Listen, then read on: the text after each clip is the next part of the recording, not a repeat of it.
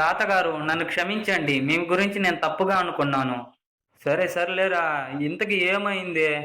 నువ్వు ఇంట్లో ఊరికే తిరిగే ఎదవ అని అనుకున్నాను తాతగారు. కానీ ఊర్లోకి పోయినాకే తెలిసింది మీ గొప్పతనం ఏంటి అనేసి. ఇంతకీ ఎవరు చెప్పారురా నా గురించి? మన పక్కన వీధిలో రత్తం లేదు, ఆమె చెప్పింది మీ గురించి. ఆ రత్తాలకు నేనంటే చాలా ఇష్టం రా, అందుకే ఆడ చెప్పుంటాదా. ఇంతకీ ఏమని చెప్పిందిరా నా గురించే? మీ శంకర్ తాత ఇప్పుడు ముసలోడైపోయినాడే కానీ అప్పట్లో అమ్మాయిలంతా ఆయన చుట్టే తిరిగేవాళ్ళు అనేసి అని ఇంత ఇంకేం చెప్పిందిరా?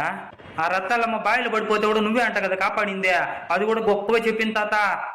అమ్మో, ఆ బాయిలు దూపించింది మనం ఏం తెలిస్తే మనోడు చంపేస్తాడేమో నిన్నే. అటైతే ఆ రత్తాలకి ఇంకా నా మీద కన్ను ఉన్నట్టుంది. ఈరోజు రాత్రి పోయి ఏదో ఒకటి చేసేయాలా. ఏం తాత నీళ్ళు నువ్వే ఏదో మాట్లాడుకుంటా ఉండవా? అదేం లేదులేరా, ఈరోజు పంప్ సెట్ కాడ కొద్ది పని ఉండదు చూసుకొని రాత్రికి అట్టే మా ఫ్రెండ్ వాళ్ళ ఇంటికి పోయేసి తెల్లారితో వచ్చేస్తాను.